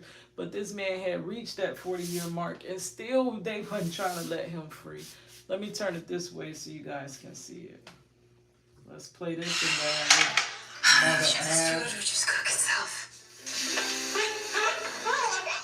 Bittersweet, you might say. A moment decades in the making for a story that we've been following for some time here on ABC News Prime. 43 years after entering a Missouri prison after being convicted in a triple murder that prosecutors now say he did not commit, Kevin Strickland is finally free, exonerated today by a Missouri judge. This is the moment that he thought might never come for the man at the center of one of the longest wrongful conviction cases in U.S. history.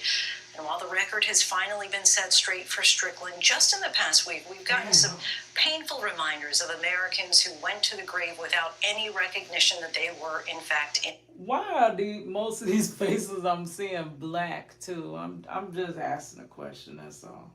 I know it happened to more than just us, but why is a lot of these faces black? Monday, a judge in Florida posthumously exonerated 4 black men known as the Groveland Four, who were falsely accused of raping a white woman in the Florida town of Groveland in 1949. And last week, nearly 57 years after the assassination of civil rights activist Malcolm X, 2 men convicted in connection with his killing were exonerated. Only one of them is still alive. In a statement, Muhammad Aziz said, "I hope the same system that was responsible for this travesty of justice also takes responsibility for the immeasurable harm that it caused me." Strickland, who is now 62, may share similar sentiments tonight. When he entered prison, he could walk. He now relies on a wheelchair.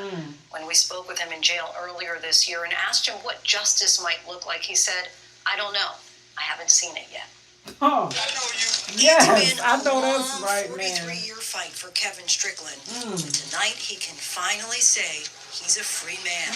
This is breaking my heart. No, I didn't think this day was going to come. Today, Missouri Judge James Welsh ordered his immediate release, ending one of the longest wrongful convictions in U.S. history. I was actually watching a soap opera, and it thing went across Newsbreak or whatever they call it. The thing is, you know why it takes so long? Because they hide it for so long. Like, you gotta play games and stuff with them. And like, literally, if you take these motions, look at these motions. Florida, we were fighting for a second look act because we know that a lot of these convictions are not just. And it makes sense to have a second pair of eyes look at the conviction and say, yes, it does uphold justice, or say, no, wait, there's something here? When are we gonna make these situations right? But instead, we like you got the concept of sweeping it under the rug. We just find bigger rugs and just keep sweeping it. The rug about this turn high now. It's all the way up to the ceiling, but we still trying to figure out how to sweep it under the rug.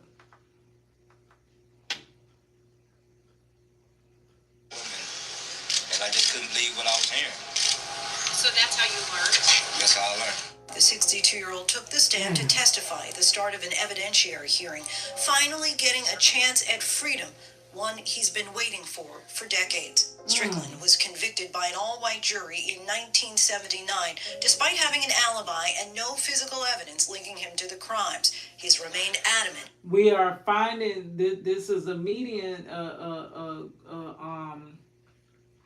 what you call that? Common denominator. No physical evidence. Why is each one that I played no physical evidence? And as well in Marcello Jackson's case, no physical evidence. At this point, I'm thinking, do jury trials even work? Would it be better to have a bench trial? Do you stand a better chance with a bench trial? Because these jury trials ain't working. Must not be working. About his innocence all along. Because you fellas pled guilty to this triple murder, is that right? I know about that. And I guess I just have to ask, why didn't you plead guilty?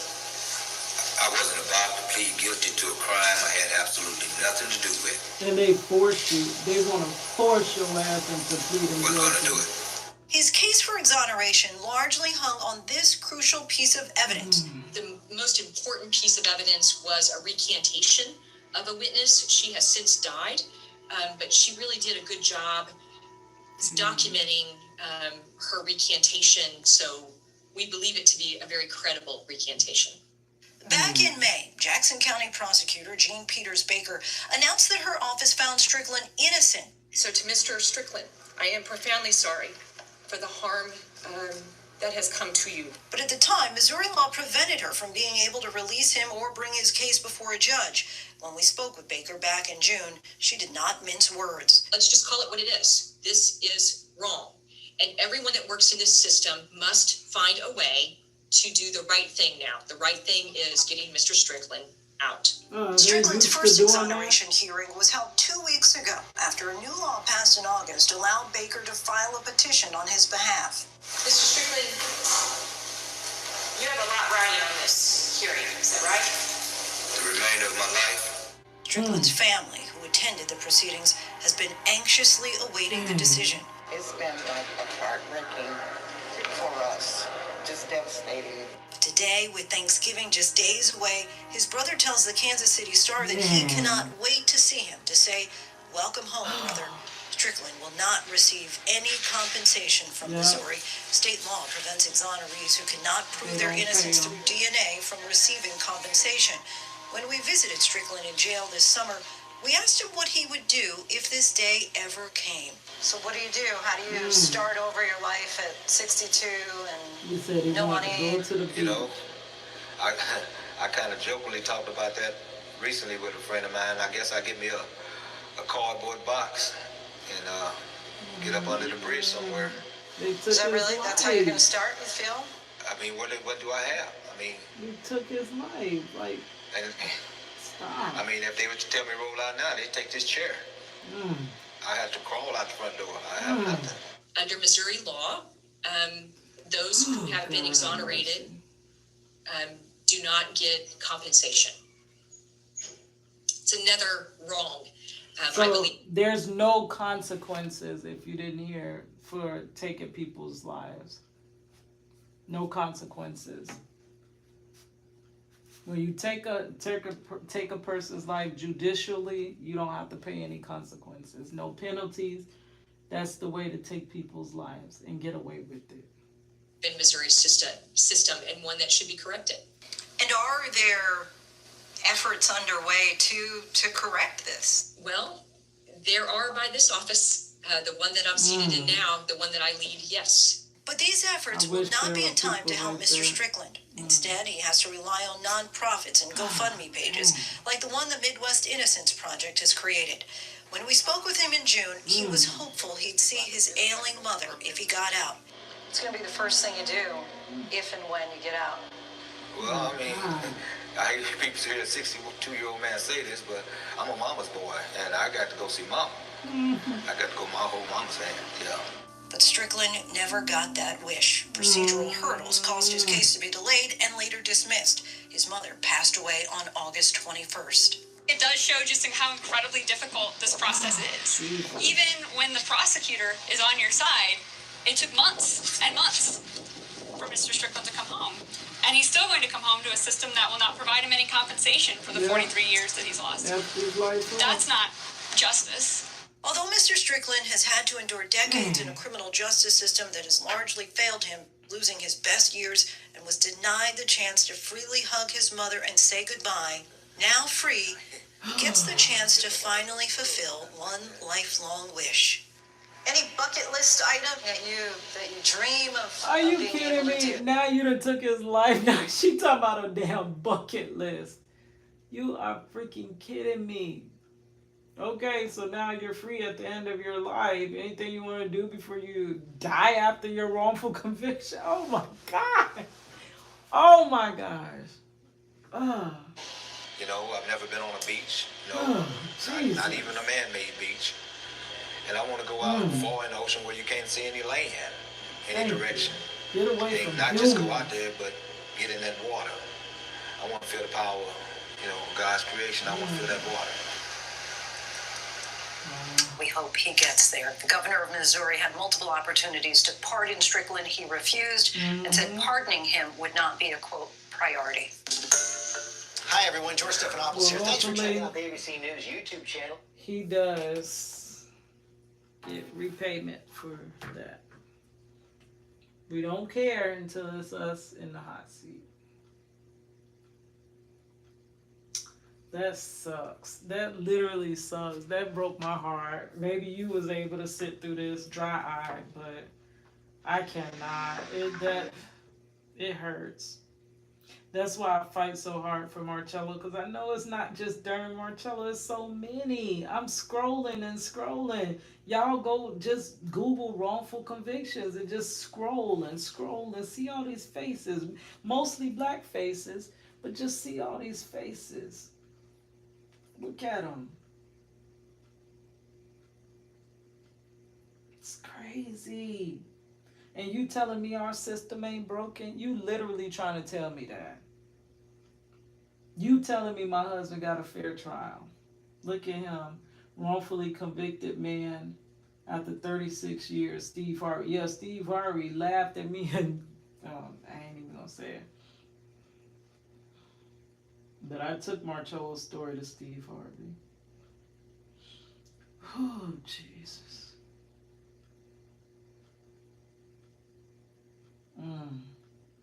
Judge dragged out of jail, out of courtroom after being sentenced to jail. What?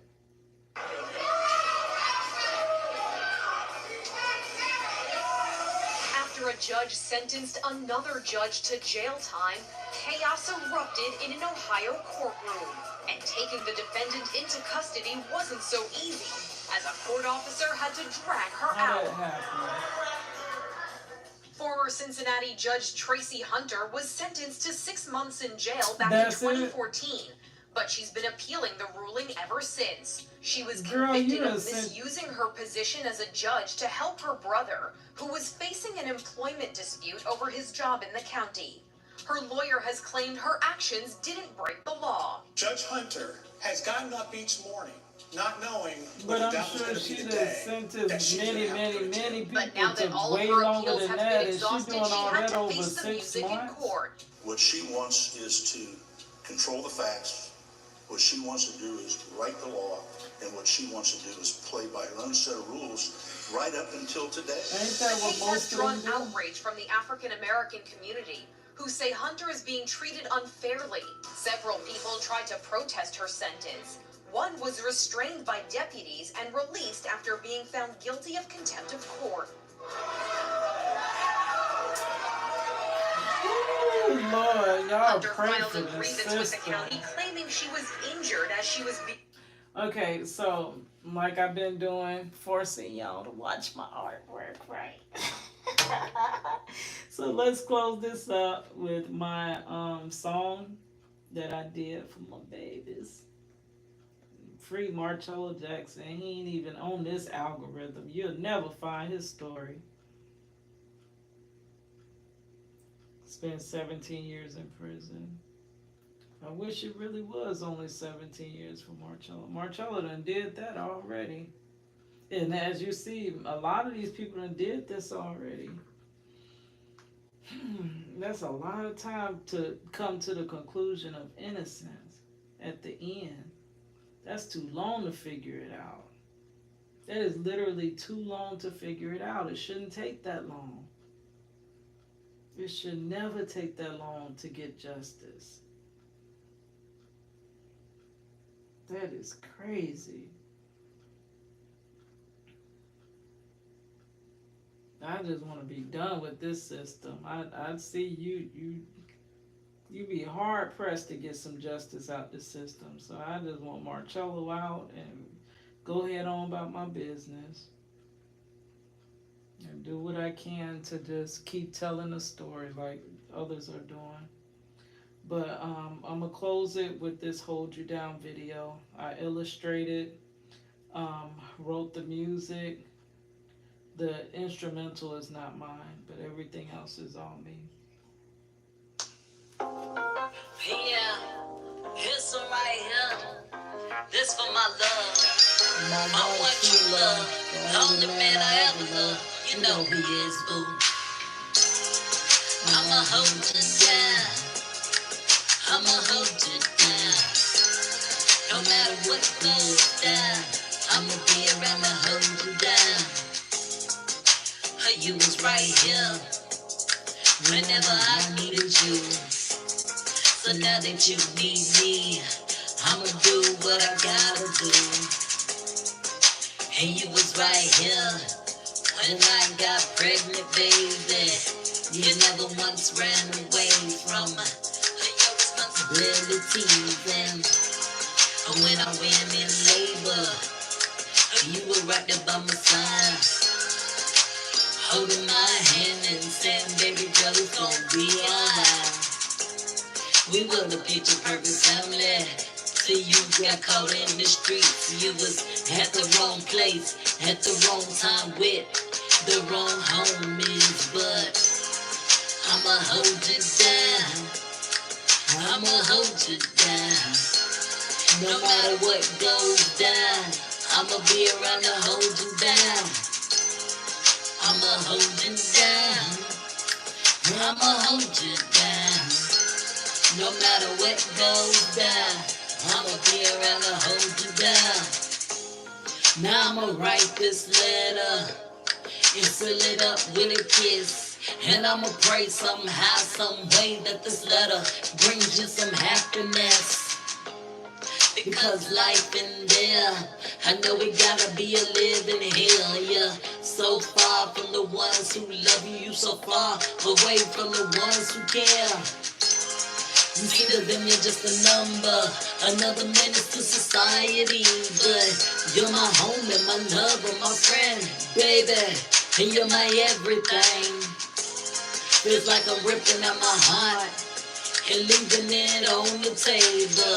That's the feeling that I get when visitation's over and I'm leaving you. But I'ma hold you down. Hey, I'ma hold you down. No matter what goes down, I'ma be around to hold you down. I'ma hold you down. I'ma hold you down. No matter what goes down, I'ma be around to hold you down. Yeah, it's your girl Cadillac. I left Yeah. idea out the. But Alright guys, so I will talk to you later. I'm gonna stop right there.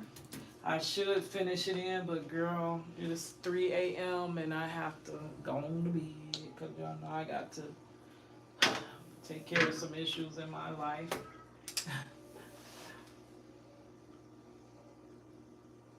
that Princess? Why is Princess not going to bed? All right, guys. Hence you